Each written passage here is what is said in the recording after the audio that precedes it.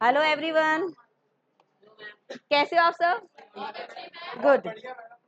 देखो, हमारा आज का टॉपिक है समास। क्या पढ़ेंगे हम? समास। ध्यान देना बेटा एक बार। क्या पढ़ रहे हैं हम? समास। देखो, सबसे पहले समझेंगे हम इसकी डेफिनेशन। समास कहते किसको हैं? यानी संक्षिप्तीकरण, यानी शॉर्ट, छोटा करके लिखना। जैसे वाक्य जो बड़ा होता है उसको कैसे लिखना? छोटे तरीके में लिखना है, यानी संक्षिप्त करके लिखना। उसको क्या कहते हैं हम? समास। यानी कोई शब्द है, जैसे हमने बोल दिया रसोई, रसोई घर एक छोटा शब्द हो गया। अगर बोले रसोई के लिए हमें जाना पड़े, एक लंबा सेंटेंस बनाने की अपेक्षा उसको क्या बना देना?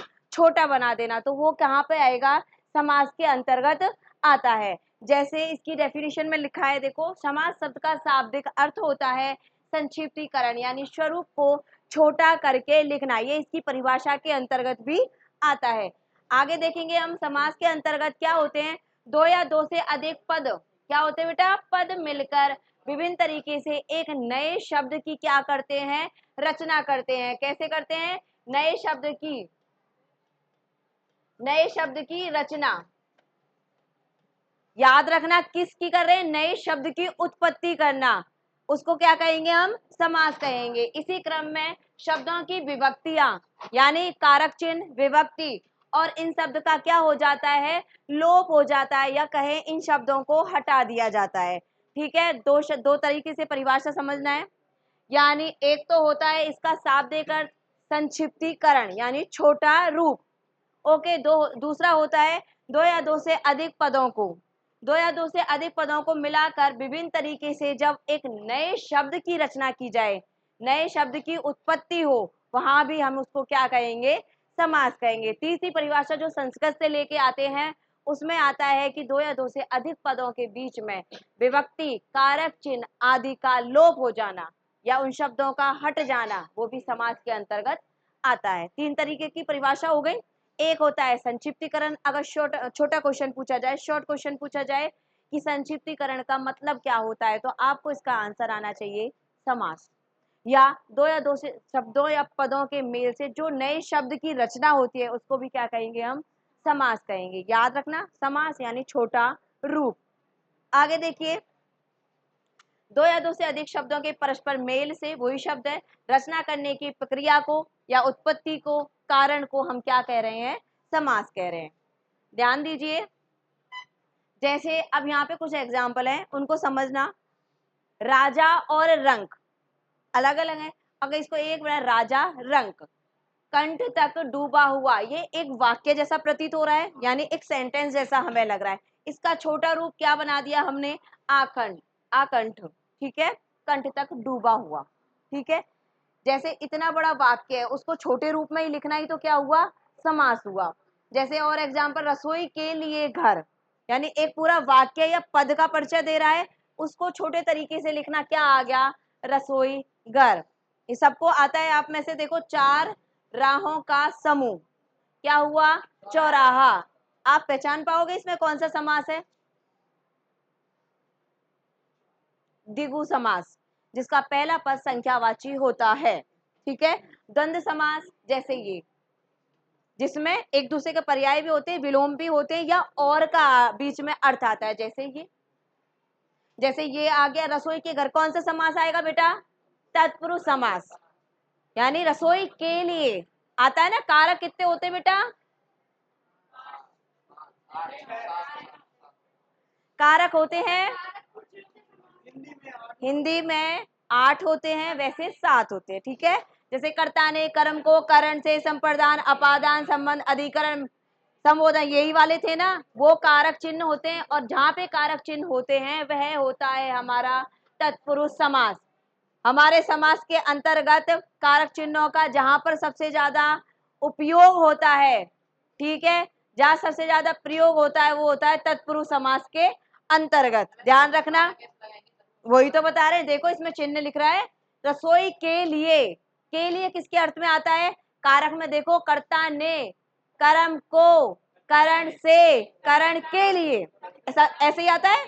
अपादान के लिए ऐसे ही आता है। संपर्दन, यही कारक है ना, उनसे ही पहचानेंगे। अगर जिसको कारक याद होगा वही इस पे तत्पुरुष समास को। अपादान से अलग होने के अर्थ में, अपादान होता है अलग होने के अर्थ में, ठीक है। और अधिकरण मैं पेपर, यही होता है। संबोधन हे अरे हो, काकी के संबंध आता है वो, यस। आगे देखिए, जैसे अब ये है, देखो पीले है अंबर जिसके, अर्थात अब पहचानो बहुब्रीहि समास किसके लिए आया, ये अपने आप में बहुब्रीहि समास की पहचान है। देखो बहुब्रीहि समास के एग्जाम्पल को एक ट्रिक के द्वारा पहचान सकते हैं, जहां पर अपने देवी देवताओं के नाम और जो अपने आप में प्रमुख हो, बहुत ज्यादा विशिष्ट हो, वो बहुब्रीहि समास के अंतर्गत उसके उदाहरण आते हैं, ध्यान रखना। और जहां पर एक दूसरे के विलोम हो, पर्याय हो, वो सब आते हैं हमारे द्वंद्व समास के अंतर्गत। ये एग्जाम्पल आपको ट्रिक के द्वारा भी याद हो सकते हैं अगर थोड़ा सा दिमाग लगाओ। ये आपके टॉपिक लगा हुआ है तो ध्यान देना इस चीज पर। 2-3 क्वेश्चंस आते हैं समास में से, परिभाषा पूछी जाती है या एग्जाम्पल देके पूछा जाता है, तो समझ लेना अच्छे से। तो ये कौन सा समास हो गया, द्वंद्व। ये हो गया अव्ययीभाव समास। मैंने आपको उस दिन बताया था अव्ययीभाव समास में सबसे पहले उपसर्ग आता है, उपसर्ग आता है ना। उपसर्ग से पहचान होती है अव्ययीभाव समास की। और जहां पर के लिए या कारक चिन्ह होते हैं वो होता है बेटा तत्पुरुष समास, याद रखना। और जहां पर संख्यावाची होता है वो होता है द्विगु समास। और जहां पर विशेषता के रूप में आता है वो आता है बहुब्रीहि समास के अंतर्गत। ये एग्जाम्पल दूर से ही पता चल जाता है अगर थोड़ा सा दिमाग लगाओ तो, ठीक है। आगे देखेंगे, समास रचना में दो पद यानी दो शब्द, वर्ण नहीं कह रहा है यहाँ पर, दो पद या दो शब्द, इनमें से पहले पद को पूर्व पद एवं बाद वाले पद को उत्तर पद कहते हैं। ये दो शब्द समझ लेना, हर जगह एग्जाम्पल में या डेफिनेशन में ये आते हैं। इसमें क्या लिखा है देखो, पहले पद को क्या कहते हैं, पूर्व पद, और बाद वाले पद को क्या कहते हैं, उत्तर पद। जैसे ये शब्द है, ठीक है, इसमें पीत जो शब्द है वो क्या आएगा, पूर्व पद। पीत अंबर पीछा पीले पीछे का शब्द है तो ये क्या आएगा, उत्तर पद यानी पीछे का। पूर्व यानी पहले, उत्तर यानी बाद में। इसमें एग्जाम्पल, इसमें सेंटेंस लिखा हुआ है पूर्व पद यानी पहले का, उत्तर पद यानी बाद का। ध्यान रखना पहला और बाद ये एक वाक्य के रूप में प्रयोग हो रहे हैं, है ना। आगे देखिए,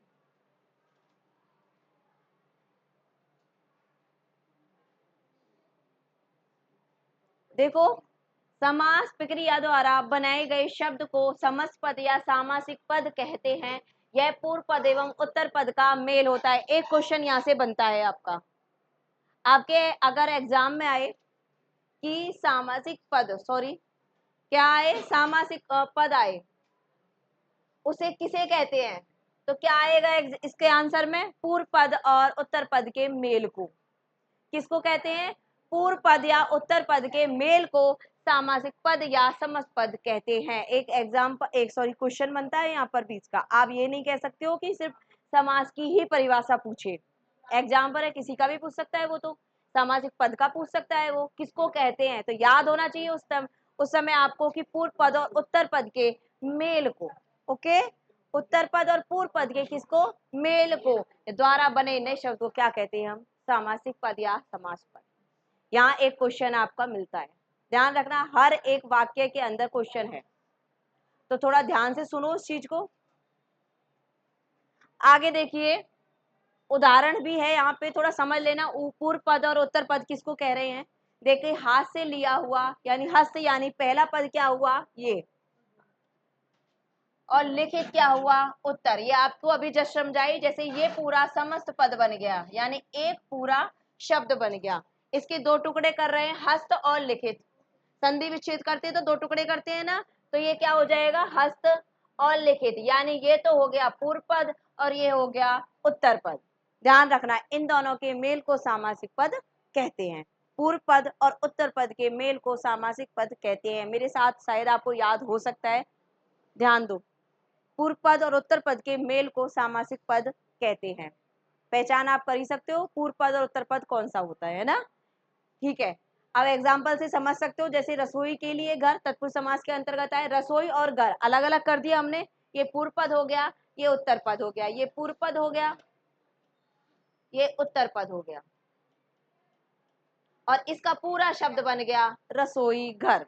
ये इसका एक पद बन गया, ठीक है, क्योंकि ये समास कर रहे तो ये क्या हो गया, संक्षिप्त हो गया, यानी छोटा हो गया। नीला है जो गगन, नील को अलग कर दिया और गगन को, जब इनको जोड़ेंगे तो क्या बन गया, नील गगन, ठीक है। इसमें है कर्मधारय समास, इसकी पहचान होती है गगन कैसा, नीला। अगर ट्रिक सोचनी है तो गगन कैसा, नीला, नीला ही है ना, विशेषता दे रहा है अपनी, तो कर्मधारय में विशेषताएं आती हैं।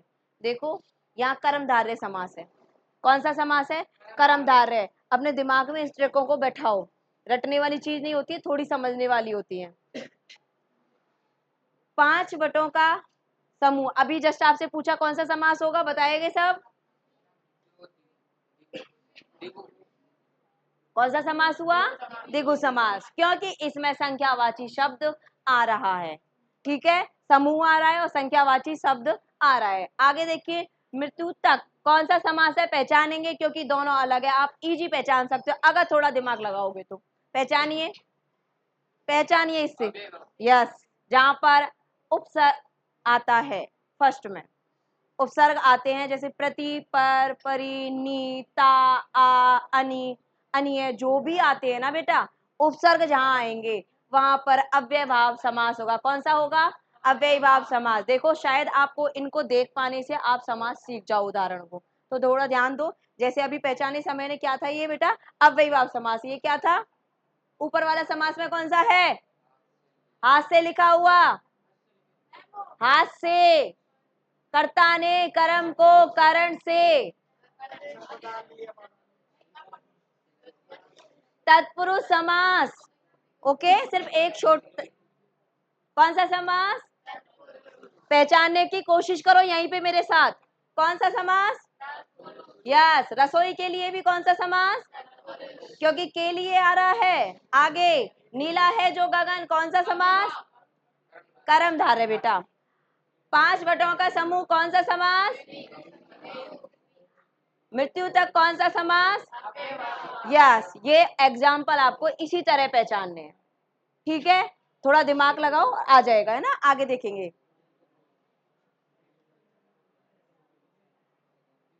इनको भी पहचानना है आपको, देखना, समास विग्रह है, थोड़ा थोड़ा देखिए उनको कैसे है। समस्त पद में मिले हुए पदों को अलग अलग करना समास विग्रह कहलाता है, यानी उनके हम टुकड़े करना। आपको एक क्वेश्चन यहाँ से बन सकता है, समास विग्रह किसको कहते हैं, यानी पदों को अलग अलग होने को क्या कहेंगे, समास विग्रह, या समास का टुकड़ा करना। समास विग्रह यानी पदों को अलग करना, उनको क्या कहेंगे, समास विग्रह। आगे देखिए, समास विग्रह करने पर सामासिक पद में मिले हुए पद और उनमें पद समास की प्रक्रिया से पूर्व की अवस्था को, यानी उससे पहले की अवस्था में आ जाते हैं, ठीक है, ध्यान रखना, बात है नहीं।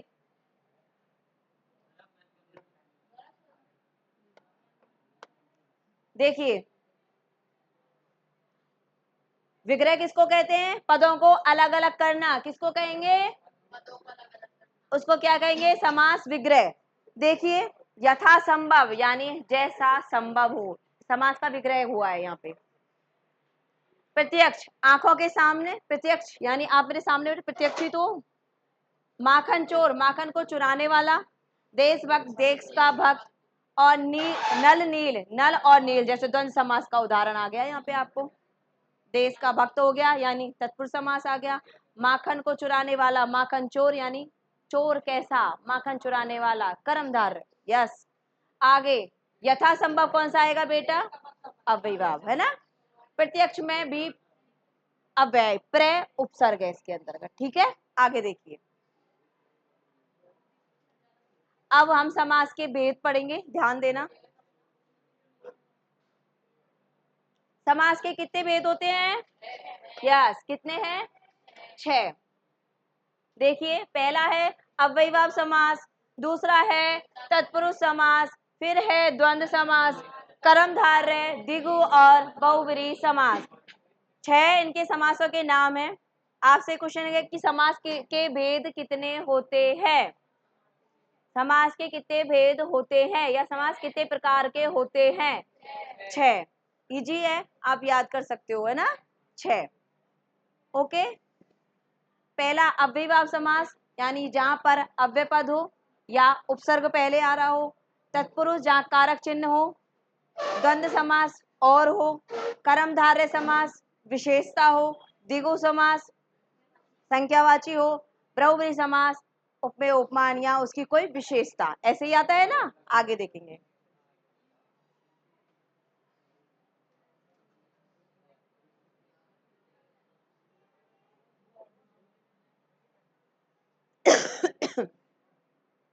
डेफिनेशन समझेंगे पहले। एक समास का पहला पॉइंट है अव्ययीभाव समास। फर्स्ट है आपका कौन सा समास?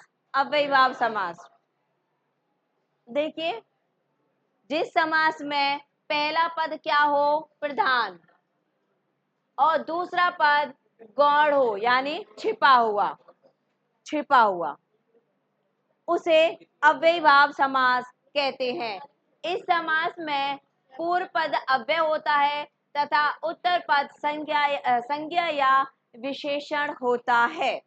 इससे बना समस्त पद अव्यय की तरह काम करता है। अव्यय यानी उपसर्ग, उसमें आप याद रखना अव्यय शब्द आएंगे, वो लिख रहे आ, और जीवन क्या है? संज्ञा है एक तरह से, तो क्या बन गया? आजीवन, जीवन तक। इसका विग्रह करने पर क्या आता है? जीवन तक। क्या बनता है इसका विग्रह? जीवन तक। ये पूरा एक समास का उदाहरण है, ढंग से समझ लिए ना। अव्ययीभाव समास में पहला पद प्रधान होता है, दूसरा पद गौण होता है, यानी छिपा हुआ, उसको अव्ययीभाव समास कहते हैं। इस समास में पूर्व पद तथा उत्तर पद संज्ञा या विशेषण होते हैं। इससे बना समस्त पद को अव्ययीभाव समास कहते हैं। डेफिनेशन याद करो मेरे साथ ही। गौण हो, यस, ऐसी डेफिनेशन एग्जाम में भी आती हैं। प्लस आपको पूछा जाए कि अव्ययीभाव समास की परिभाषा लिखते हुए 2 उदाहरण लिखिए, ठीक है, इस तरह से क्वेश्चन। तो आपको आ गया अव्ययीभाव समास, उसके बाद एग्जाम्पल आप समझेंगे। आ प्लस जीवन, पूरा एक शब्द बनता है आजीवन। आजीवन में कौन सा समास? अव्ययीभाव। प्रति प्लस एक, प्रत्येक, कौन सा समास? अव्ययीभाव समास। कौन सा समास? अव्ययीभाव समास। अन्य उदाहरण देखिए,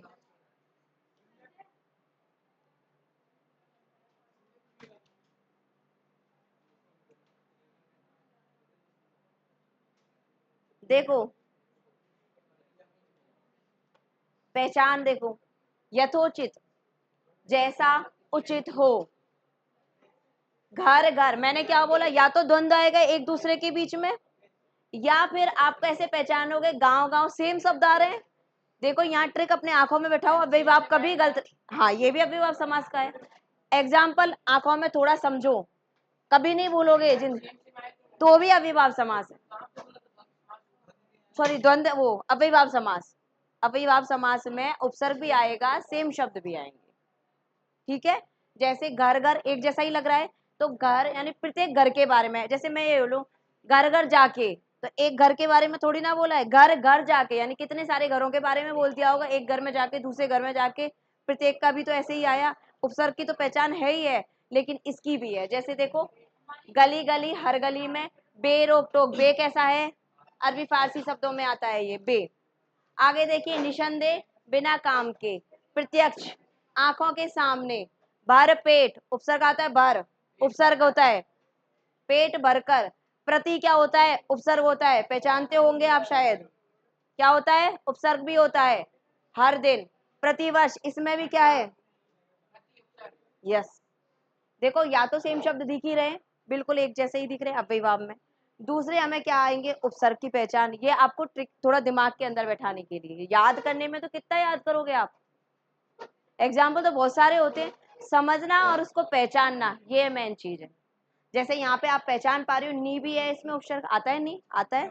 यहाँ देखो प्रे आ रहा है, यहाँ उपसर्ग आ रहा है, बर एक उपसर्ग है, आ रहा है, आ रहा है यहाँ पे। आगे देखिए बे है, गली गली इसमें वो कोई उपसर्ग नहीं दिख रहा, लेकिन सेम शब्द दिख रहे हैं।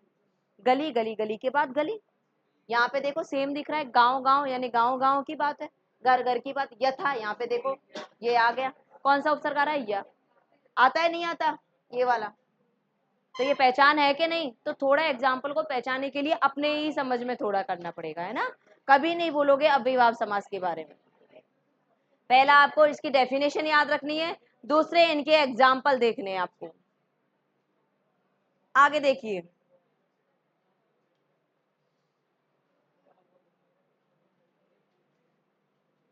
सेकंड है अपना तत्पुरुष समास। डेफिनेशन पे गौर करेंगे सब। जिस समास का उत्तर पद, उत्तर मतलब कौन सा होता है? बाद का, और पूर्व पद गौड़ो, इसमें क्या है? पूर्व पद छिपा हुआ है। कैसा है? पूर्व पद छिपा हुआ है। जैसे यस, जैसे हमने अव्ययीभाव समास में क्या पढ़ा था? गौण था, तो इसमें उसका विपरीत है, उल्टा है ना उसके अंदर। तो इसमें क्या है? उत्तर पद तो क्या है? प्रधान है, और पूर्व पद क्या है? गौण है।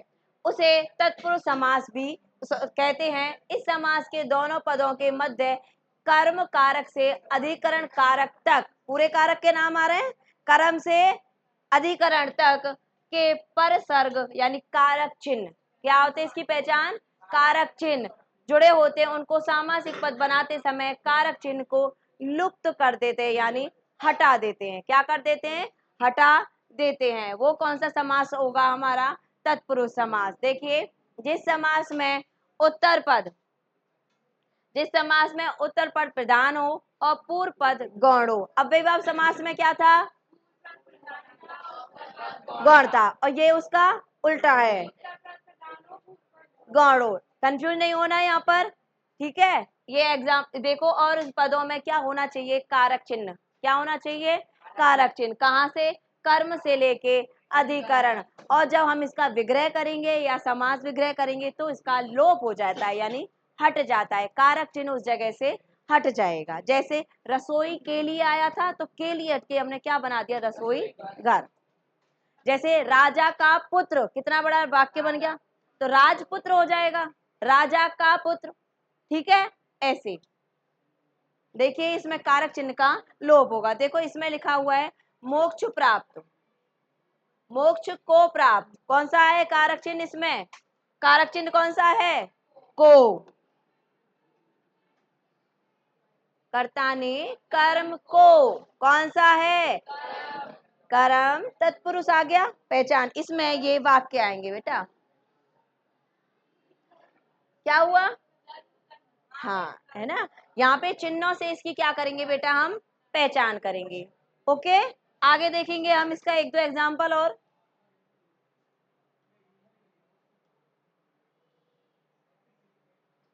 देखो एग्जाम्पल पहचानिए। बिहारी रचित, बिहारी द्वारा रचित, के द्वारा भी आता है ना। रणभूमि, रण की भूमि, जहाँ पे युद्ध होता है उसको क्या बोलते हैं? रणभूमि। देखो यहाँ आ रहा है, ये काकी के आते हैं ना, या देखो अध्ययन रत, अध्ययन में आ रहा है, रत यानी उसमें लीन होना। रत का मतलब क्या होता है? लीना। देखो इसकी मेन चीज क्या है? देखो इसमें क्या था? यस, कारक। जब इसका विग्रह होता है तो कारक चिन्ह आता है, जब इसको जोड़ा जाता है तो कारक चिन्ह का लोप हो जाता है, इसको जोड़ा जाता है तो कारक चिन्ह का लोप हो जाता है, और इसकी पहचान होती है कारक चिन्ह। अन्य उदाहरण भी समझिए आप इनका।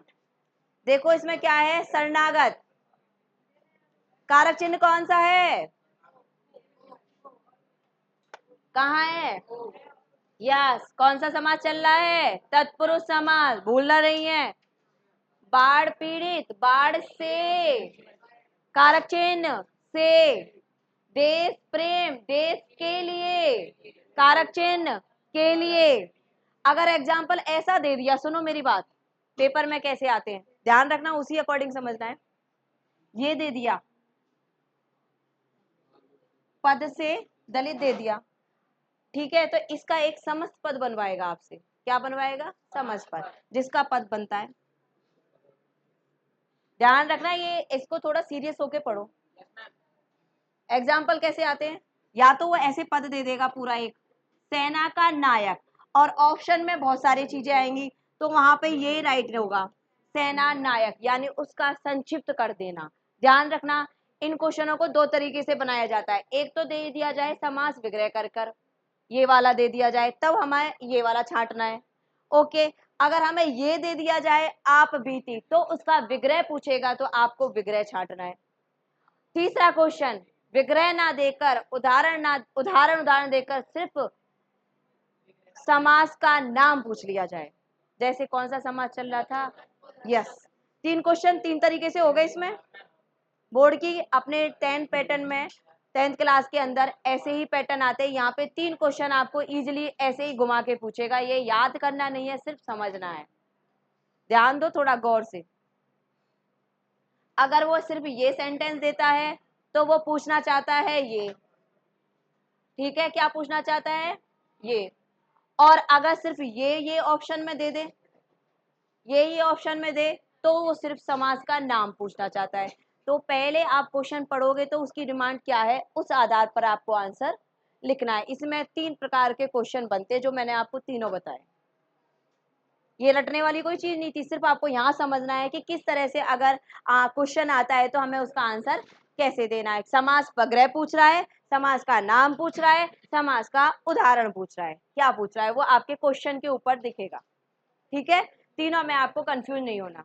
ठीक है बेटा, आप देखिए यहाँ कारक चिन्ह से आप पहचान सकते हो। वहां आगे देखिए बेटा,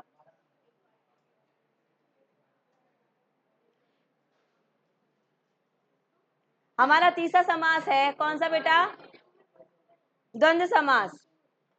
कौन सा समास है, द्वंद्व। हमने अब तक कौन से समास पढ़े, सबसे पहले पढ़ा हमने, दूसरा पढ़ा हमने तत्पुरुष समास, अव्ययीभाव समास के अंतर्गत था दूसरा पद गौण हो, प्रधान हो, गौण हो, तो ये दोनों एक दूसरे के विपरीत थे जो हमने। और तत्पुरुष समास में एक पहचान और थी, उसमें कारक चिन्हों का लोप हो जाना। क्या थी, कारक चिन्हों का लोप हो जाना, ये याद रखना, तत्पुरुष के अंतर्गत था। अगला है हमारा थर्ड नंबर, आपका है द्वंद्व समास। ध्यान रखना, द्वंद्व, द्वंद्व से नाम से ही समझ में आ रहा है, द्वंद्व दो। देखो, जिस समास में ना पूर्व पद पर प्रधान है और ना ही उत्तर पद प्रधान है, देखो कोई सा पद प्रधान नहीं है, उनमें प्रधान और गौण थे। देखो यहाँ इसकी डेफिनेशन में पढ़ेंगे हम, मेन चीज क्या है, ना तो पूर्व पद प्रधान है इसका, और ना ही इसका उत्तर पद प्रधान है, बल्कि दोनों ही पद समान होते हैं, दोनों ही पद समान होते हैं, उसे द्वंद्व समास कहते हैं। जिस समास में दो शब्दों के निकट आ जाने पर, दो शब्दों के निकट आ जाने पर उनको मिलाने वाले और किसका, यानी और या अन्य समुच्चय बोधक, समुच्चय किसको बोलते हैं, समूह को, समुच्चय किसको बोलते हैं, समूह को। अव्यय यानी एवं, तथा, व या ये चिन्ह होते हैं, का लोप हो जाता है, उस समास के उदाहरण के हम पद या विलोम शब्द होते हैं। क्या होते हैं, विलोम, इसमें विलोम भी होते हैं, ध्यान रखना। विपरीत लिंगी या क्रमपद, क्रमागत शब्द, ठीक है, क्रमागत यानी क्रम के बाद जो आने वाले शब्द हैं, योजक शब्द के स्थान पर योजक चिन्ह भी जुड़ा होता है। योजक चिन्ह समझ में आता है, बीच में डैश का आ जाना, ऐसे डैश ज्यादा, माता पिता ऐसे शब्द देखे थे ना हमने। यस,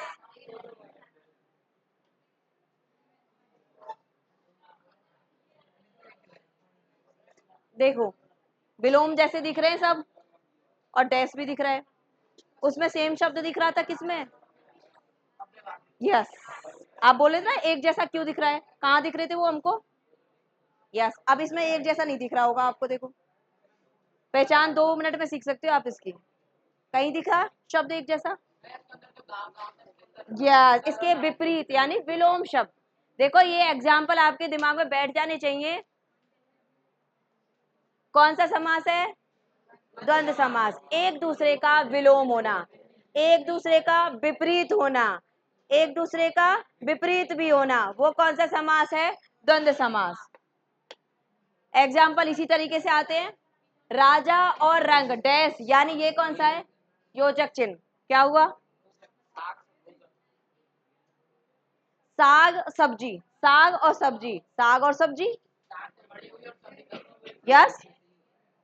साग किसको बोलेंगे? हरी सब्जी को साग बोलते हैं, और सब्जी पक गई, कच्ची और साग ऐसे ही तो बोलते हैं, कच्ची सब्जी को भी साग बोलेंगे और पका देंगे सब्जी बोल देंगे, क्योंकि वो बन गई। अब कच्चा साग तोड़ लाओ, गांव में सुना है, साग तोड़ लाओ, तो किसका क्या अर्थ आ गया? यानी हम कह रहे हैं वो जो साग उगता है ना, जैसे चना का साग, साग ही तो हुआ वो।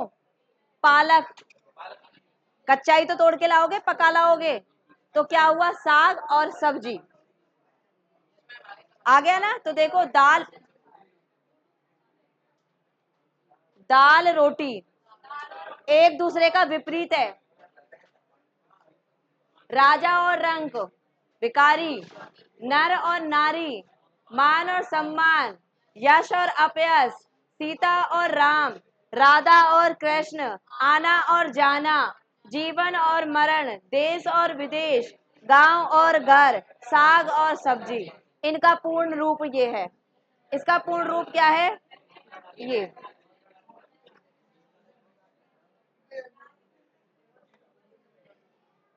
ये क्या है इनका पूर्ण रूप? यानी एक दूसरे का विलोम। क्या है इसमें?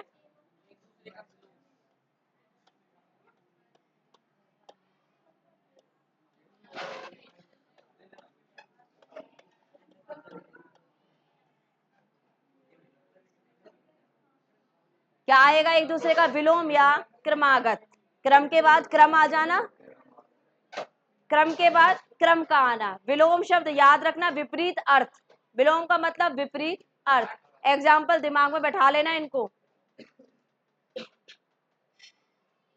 ठीक है? आपको तीनों समास आए?